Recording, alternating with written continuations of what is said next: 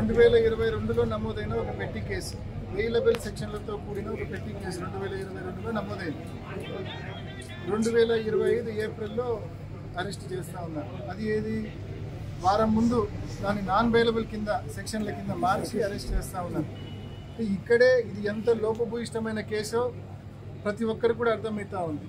దానికి తోడు ఆ కేసులో పిటిషనర్లు కంప్లైనెంట్లు ఎవరైతే ఉన్నారో వాళ్ళు సంవత్సరం క్రితమే కాంప్రమైజ్ పిటిషన్ కూడా కోర్టులో వేయడం జరిగింది.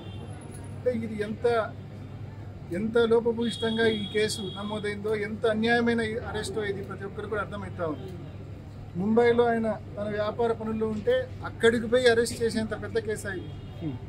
మన పండగకు కూడా కడపకు వచ్చినాడు.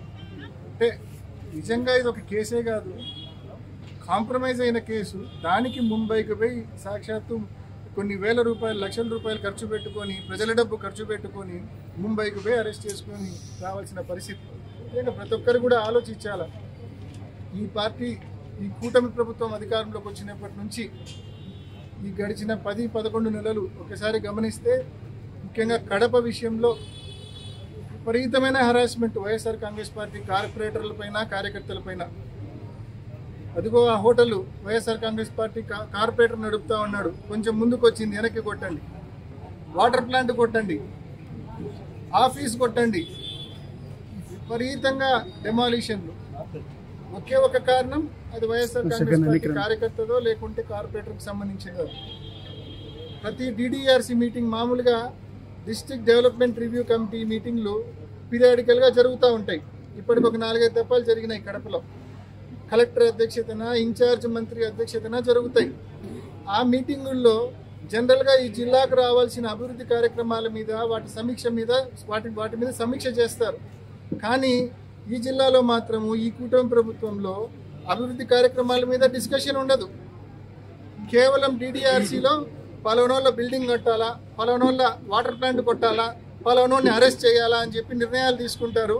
మళ్ళీ నెక్స్ట్ డిడిఆర్సీ మీటింగ్లో యాక్షన్ టేకెన్, కలెక్టర్, ఎస్పీ ఏం యాక్షన్ తీసుకున్నారు మీరు అని చెప్పి మళ్ళీ అజెండాలో ఫస్ట్ ఐటమ్, కొట్టినారా లేదా పలానోళ్ళ బిల్డింగ్, పలానోళ్ళ వాటర్ ప్లాంట్ కొట్టినారా లేదా, పలానోళ్ళ ఆఫీస్ కొట్టినారా లేదా, ఇది మళ్ళా నెక్స్ట్ డిడిఆర్సీలో అజెండాలో ఫస్ట్ ఐటమ్ యాక్షన్ టేకెన్. ఇంత నీచంగా, ఇంత అప్రజాస్వామికంగా ఈ ప్రభుత్వం నడుస్తూ ఉంది. నిజంగా 10 మాసాల్లోనే, 11 మాసాల్లోనే ప్రజల్లో తీవ్రమైన వ్యతిరేకత మూట కట్టుకున్నారు. నిజంగా అధికారులు కూడా ఒకసారి ఆలోచించాలి. నిజంగా ముఖ్యంగా పోలీసులు ఒకసారి ఆలోచించాలి. అసలు మనసు ఎట్లా వస్తూ ఉంది మీకు? ఇంత అన్యాయమైన కేసులు పెట్టి అరెస్టులు చేయడానికి మనసు ఎట్లా వస్తూ ఉంది మీకు?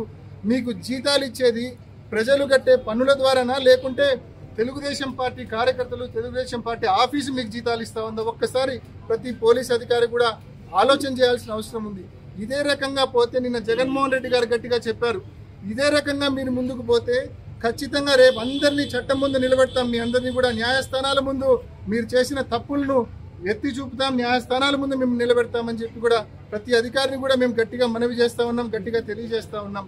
నిజంగా ఎంత కవ్వింపు చర్యలంటే, ఎంత రాక్షసానందం అంటే ఒకసారి మీరు ఆలోచించండి. అహ్మద్ బాషాను అరెస్ట్ చేసిన వెంటనే అంజద్ బాషా గారి ఆఫీసు, ఇల్లు పక్కనే పొట్టి శ్రీరాములు గారి సర్కిల్, అక్కడికి వచ్చి తెలుగుదేశం పార్టీ ఎమ్మెల్యే గారి ఆధ్వర్యంలో వాళ్ళ కార్యకర్తలు, నాయకులు అక్కడికి వచ్చి పటాకులు కాలుస్తారు, స్వీట్లు పంచుకుంటారు. ఇది రాక్షసానందం కాదా?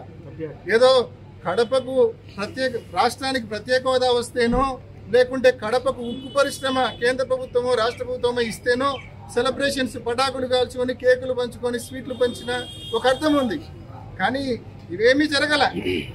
అన్యాయంగా, అనైతికంగా, అప్రజాస్వామికంగా ఒక వైఎస్ఆర్ కాంగ్రెస్ పార్టీ నాయకుడిని అరెస్ట్ చేసినందుకు మళ్ళా వాళ్ళ సోదరుని ఇంటి ముందే, మాజీ డిప్యూటీ సీఎం ఇంటి ముందే, ఆఫీస్ ముందే ఈ మాదిరి వాళ్ళు ప్రవర్తిస్తే, 30 యాక్ట్ అమల్లో ఉండి కూడా ఈ మాదిరి ప్రవర్తిస్తే ఏ ఒక్క పోలీస్ అధికారి పట్టించుకోడు.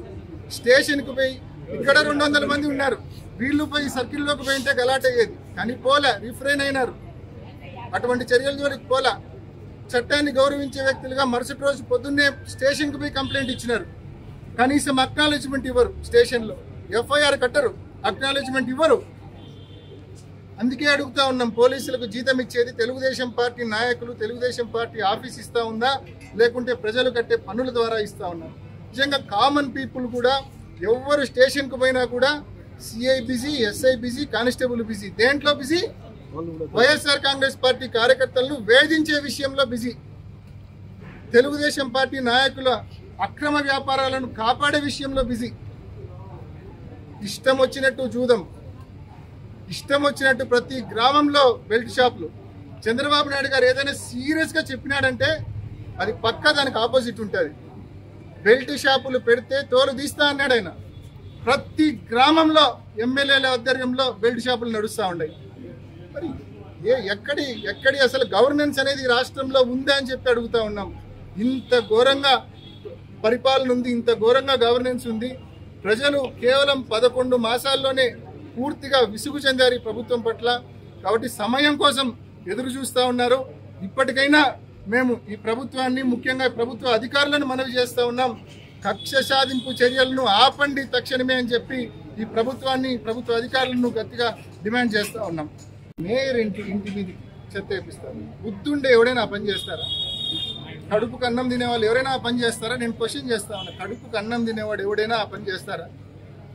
మేయర్ ఇంటి మీదకి తిరుమలేష్ అనే వ్యక్తిని పెట్టి అతని ఆధ్వర్యంలో ఒక 100 మందిని రోజు కూలీ చొప్పున 500 రూపాయలు, 1000 రూపాయలు కూలీ ఇచ్చి మేయర్ ఇంటి మీదకి పంపించి చెత్త వేపిస్తారు. అదేవిధంగా ఇవాళ మాజీ డిప్యూటీ సీఎం అంజద్ బాషా గారి తమ్ముడిని అన్యాయంగా, అక్రమంగా అరెస్టు చేసి రిమాండ్కు పంపిస్తారు.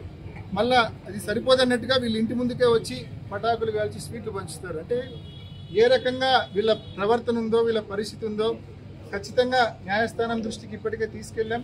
సురేష్ అన్న ఇప్పటికే న్యాయస్థానం దృష్టికి తీసుకెళ్ళాడు. ఖచ్చితంగా అంటే ఆయన రాజకీయ జీవితం ఏంటో, చరిత్ర ఏందో వాసు చెప్తేనో లేకుంటే ఎమ్మెల్యే చెప్తేనో తెలుసుకోవాల్సిన అవసరం ఈ జిల్లా ప్రజలకు లేదు. సురేష్ అన్న ఎటువంటి వ్యక్తో, సురేష్ అన్న జెడ్పీ చైర్మన్గా ఎలా ఉన్నాడు, అంతకుముందు జిల్లా అధ్యక్షుడిగా ఎలా ఉన్నాడు, దాని తర్వాత మేయర్గా ఎలా ఉన్నాడు, ఈ జిల్లా నగరంలోని ప్రజలకే కాకుండా జిల్లాలోని వైఎస్ఆర్ కాంగ్రెస్ పార్టీ కార్యకర్తలందరికీ తెలుసు సురేష్ అన్న ఎట్లా హార్డ్ వర్కింగ్ పర్సన్, ఎంత ఆనెస్ట్ పర్సన్ అనేది. కాబట్టి వీళ్ళ కక్ష సాధింపు చర్యలు ఎన్ని పెట్టినా కూడా తప్పకుండా ఎదుర్కొంటాం.